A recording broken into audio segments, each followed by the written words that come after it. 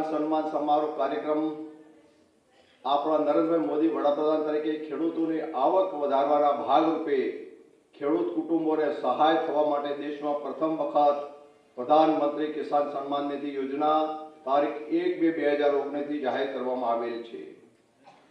આ આયોજનમાં ખેડૂત કુટુંબને પ્રતિ વર્ષ 6000 રૂપિયા ડાયરેક્ટ બેનિફિટ ટ્રાન્સફર માધ્યમથી મળે છે, જે 3 સરખા હપ્તામાં દરેક ખેડૂતોને ચૂકવવામાં આવે છે। અગાઉની સરકારોની અંદર જ્યારે કોઈ પણ યોજના માટે જ્યારે ફાળવણી થતી તે રૂપિયો ઘસાતો માંડ જે તે યોજનાના લાભાર્થીઓ જોડે 1 રૂપિયો પણ પહોંચતો ન તો એવી પરિસ્થિતિ હતી।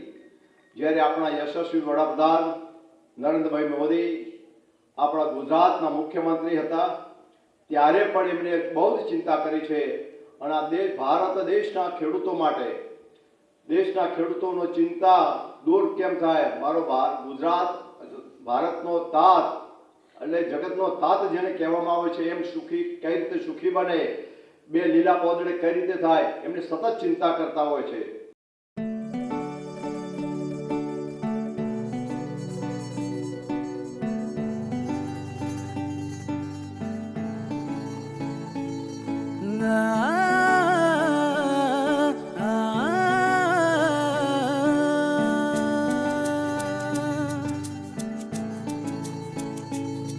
मेहनत से सींच के मिट्टी को खेतों के नाम जवानी लिखी, खलिहानों में रौनक भर कर किसान ने अपनी कहानी लिखी।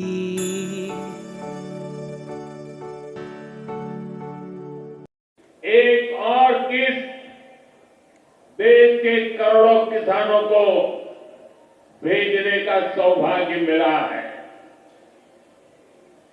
करीब 22,000 करोड़ रुपए एक क्लिक पर देश भर के किसानों के खाते में पहुंचे हैं। और जैसे ही अभी मैंने क्लिक दबाई, मैं देख रहा था यहां पर भी जो राज्यों के दृश्य दिख रहे थे, यहां भी कुछ लोगों की तरफ मेरी नजर गई। वो फटाफट अपने मोबाइल देख रहे थे कि पैसा आया कि नहीं आया, और तुरंत उनकी आंखों में चमक दिखाई देती थी। साथियों, आज जो किसान सम्मान निधि दी गई है, इसमें बिहार के भी 75 लाख से अधिक किसान परिवार है।